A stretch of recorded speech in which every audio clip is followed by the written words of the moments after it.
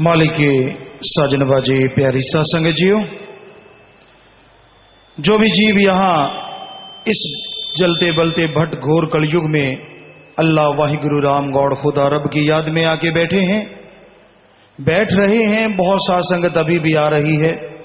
हालांकि बहुत बार आपसे प्रार्थना की है, गुजारिश की है कि आप समय के अनुसार थोड़ा जल्दी आया करें, गर्मी का मौसम है।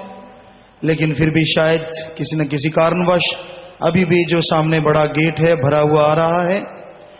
तो जो भी घर से चल पड़ता है इस कलयुग में अपने मालिक की याद में, उसकी हाजिरी तभी से लगना शुरू हो जाती है। और जब तक आप दोबारा घर नहीं पहुंचते, सच्चा मालिक दाता रहबर वो हाजिरी ज्यों की त्यों लगाता रहता है। और आप लोग, हालांकि मौसम थोड़ा गर्मी का है, पर पता नहीं कितने जन्मों जन्मों की गर्मी खत्म होनी होती है, ये तो राम जानता है। किसी चीज की परवाह नहीं करते। शेख फरीद जी ने बहुत फरमाया, बहुत लिखा है, गलियां कीचड़ से भरी हों, कितना भी जबरदस्त बरसात हो रही हो, अजी ये तो बात ही कुछ नहीं, जमदूत भी अगर पहरा दें, शेर गरज रहे हों, मालिक से प्यार करने वाला मालिक के पास पहुंच के रहता है। तो ये साथ संगत भगवान का रूप है, अल्लाह वाहिगुरु राम का रूप है। और आप इस रूप में शामिल होते जाते हैं तो उसी का रूप बन जाते हैं। ये धर्मों का कथन है, हम मान बढ़ाई नहीं देते, पंपिंग नहीं करते। कई कहते पंजाबी च पंप मारता, नहीं, पंप नहीं मार रहे। जो धर्मों में लिखा है, जो हमने पढ़ा है, जो सतगुरु मौला बुलाता है, वो आपकी सेवा में बोलते हैं और 100% सच बोलते हैं। क्योंकि हर धर्म में लिखा है साध संगत भगवान का रूप होती है, इसमें कोई दो राय नहीं। मालिक आपको नजर आए ना आए, पर हमें तो आप सब में मालिक बैठा नजर आ रहा है। तो भाई आप यहां पधारे हैं, सभी धर्मों के लोग, मालिक की रंग बिरंगी फुलवाड़ी इस बगिया में सजी है और सज रही है। आप सबका यहां पधारने का तहे दिल से बहुत बहुत स्वागत करते हैं। जी आया नो, खुशामदीद कहते हैं, मोस्ट वेलकम। और प्यारी सासंग जियो, सत्संग शुरू करने जा रहे हैं, उससे पहले बात ख्याल में आई। हम बहुत बार आपको कहते हैं, जो सच्चे सदगुरु मुर्शिद से जुड़ा होता है उसकी पीढ़ियां कुलें तर जाती हैं। ये हम आपको बहुत बार कहते हैं, आज आपके सामने प्रत्यक्ष है। कहते हैं प्रत्यक्ष को प्रमाण की जरूरत नहीं होती। मर्दाना जी की बात आपको कितनी बार सुनाया करते हैं। श्री गुरु नानक देव जी महाराज के जो रागी थे, जो साजी थे, और उनके द्वारा गुरु जी ने पता नहीं कितने खेल खेले। मर्दाना जी की कोई हिम्मत नहीं थी कि वो कुछ करते, वो गुरु जी ही उनके अंदर भर देते थे कि अब ऐसा कर ताकि नया खेल दिखा सके। अगर उनको भूख लगती थी तो वो भी गुरु जी ही लगाते थे, ये नहीं था कि उनको ही भूख लगती थी। सतगुरु के पास सच्चे दृढ़ विश्वास से कोई रहे, उसे भूख थोड़ी ना लगा करती है। वो तो सतगुरु खेल खेलता है तो सिख की क्या ताकत। तो वो वैसा खेल खेलते थे। और फिर वो मर्दाना जी के द्वारा कितने जीवों का उद्धार हुआ, चाहे वो कौड़ा राक्षस रहा, चाहे कोई भी रहा। तो आपको कितनी बार ये कथा सुनाया करते हैं, कितनी बार ये चर्चा सुनाया करते हैं। तो आज उनकी 70वीं पीढ़ी, जिन्होंने आज रागी ने भजन सुनाया, शब्द सुनाया, यहाँ पे आए हैं, तो इनका बहुत बहुत स्वागत है। बहुत जी आया नो, परमात्मा मालिक खुशियां बख्शे, क्योंकि सतगुरु ने खुशियां तो बख्श रखी हैं, इसमें तो कोई दो राय है ही नहीं।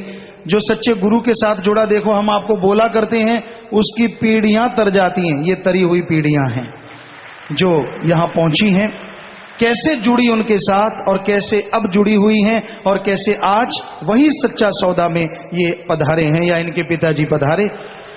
तो ये अपने आप में बहुत बड़ा उदाहरण है। कई संगत पूछती है, जी पीढ़ियां कैसे तरती हैं? ऐसे तरती सच्चे सतगुरु का संग करके।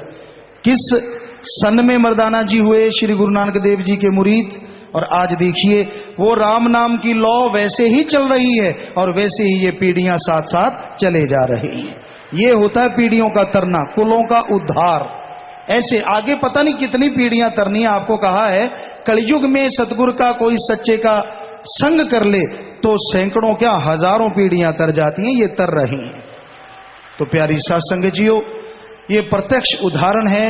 रही बात हमारी, हम तो आपके खाकसार हैं, चौकीदार हैं, आवाज देते रहते हैं, करने वाला मेरा सतगुरु मौला अल्लाह राम वाहिगुरु है। हम तो आपके चौकीदार सेवादार हैं। ऊंचे बैठने के दो वजह है, क्योंकि हम विज्ञान को पढ़े, नॉन मेडिकल के स्टूडेंट रहे, थोड़ा पढ़ पाए, गुरुजी ने बुलाया, लेकिन जितना पढ़ पाए विज्ञान में बहुत रुचि रहती थी। तो विज्ञान में यह माना जाता है, मनोविज्ञान में, कि बोलने वाला जब तक सुनने वाले को दिखे ना, सुनने वाले को मजा नहीं आता, वो ध्यान से बैठते नहीं, ढंग से चुप नहीं होते, इसलिए ऊंचे बैठे हैं। ये तो है विज्ञान की बात। और रही हमारे महाविज्ञान धर्मों की बात, तो धर्मों में लिखा है, घोर कलयुग में जो जीव सत्संग सुनने आएंगे वो देवी देवताओं से भी बढ़ के होंगे, उनमें सतगुरु मालिक अल्लाह राम विराजमान होंगे। तो आप इतनी दूर दराज से चल के आते हैं, आपके दर्शन करने के लिए ऊंचे बैठे हैं, और कोई हमारी कोई मंशा नहीं। हम तो आपकी जुतियों में भी बैठने को तैयार हैं, हम में कोई घमंड नहीं, कोई अहंकार नहीं। अरे माइक को क्या अहंकार होगा, ये जो माइक है इसको क्या अहंकार होगा। ये तो बेचारा चुप है, इधर को कर दिया क्या बोल रहा है, नहीं बोल रहा, इधर कर दिया तो बोल रहा है। साथ संगत जी, इशारा काफी है। अगर सतगुरु मौला बुलाता है, हम तो माइक हैं, माइक। वो राम जैसी में आवे खसम की बाणी, तैसड़ा करी ज्ञान बिला लो। हम तो एक माइक हैं, वो सतगुरु मौला आवाज देता है तो हम बोल लेते हैं, वरना कुछ भी नहीं। कोई ज्ञानवान नहीं, कोई विद्वान नहीं, वो सब कुछ जानता है। वो दया का सागर है, रहमो करम का मालिक है। सो प्यारी साथ संगत जियो, आपका कोई सवाल हो, आपका कोई क्वेश्चन, आप कोई ऐसा सवालात पूछना चाहते हैं जिससे आपके दिमाग में कोई डाउट है, कोई शक है, तो आप लिख के भेज दीजिए। 2 लाइनें लिख दीजिए, नीचे अपना नाम लिख दीजिए। तो वो आपको बोला जैसी मैं आवे खसम की बाणी, जैसा ख्याल देंगे मालिक वैसा आपकी सेवा में जवाब दे देंगे। हम कोई विद्वान नहीं, वो सतगुरु मौला सबको जानी जान है। तो आप सब का स्वागत है, जो मर्जी लिख के भेज दीजिए। क्योंकि आदमी से जब आप पूछते हो, अरे अनाड़ी किसी को पार नहीं लगा सकता। अगर कोई कोच है, उसकी देख रेख में अगर आप तैराकी सीखोगे तो बड़ी बड़े समुंदर पार कर जाओगे, और अगर किसी अनाड़ी के हत्थे चढ़ गए तो छोटी सी झील में भी डूब जाओगे। कहने का मतलब, आप आदमी से शंका दूर क्यों करते हैं? गुरु बैठा ही इसलिए होता है, फकीर बैठा ही इसलिए होता है कि हर किसी की शंका दूर कर सके।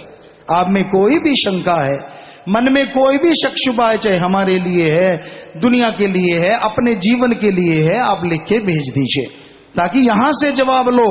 अरे भेड़ की पूंछ पकड़ के कोई पार नहीं होता, और गऊ की पूंछ पकड़े तो पार हुआ जाता है। और पीर फकीर तो मालिक की कृपा से बताते हैं। सो आपका कोई सवाल है, बजाय किसी आदमी से डिस्कस करने के, आप सोचो ये 50 साल पुराना है, वे 20 साल पुराना है, ये 10 साल पुराना है, इसको ज्ञान ज्यादा होगा, ये कोई पता नहीं। गूंगे भी ज्यादा ज्ञान जानते हैं जब सतगुरु चाहे तो, पिंगले भी पहाड़ चढ़ जाते हैं अगर मालिक चाहे तो उस मालिक की रहमत से यहां पता नहीं कितने गूंगे बोलने लगे हैं और कितने अंधे देखने लगे हैं। ये उसका रहमो करम, हमारी मान बढ़ाई नहीं है। कोई वैसे ही नहीं आता इस कलयुग में, मालिक उन्हें दूसरे रंग भी दिखाता है। उनके काम धंधे चलते हैं, जिनके पास साइकिल था आज हवा में उड़ा रहे, ये उसका रहमो करम है। जो उसके वचनों पे चलता है उसी का बेड़ा पार है, बाकी सारा संसार बीमार है, बीमार है, बीमार है। सिर्फ उसके नाम से ही बेड़ा पार है। तो भाई आपकी सेवा में अर्ज करते चलेंगे। आपका कोई सवालात, आपकी कोई बात है, कोई शक है, अपना ही नाम लिख दिया करो, दूसरा का ना लिखो तो अच्छा है।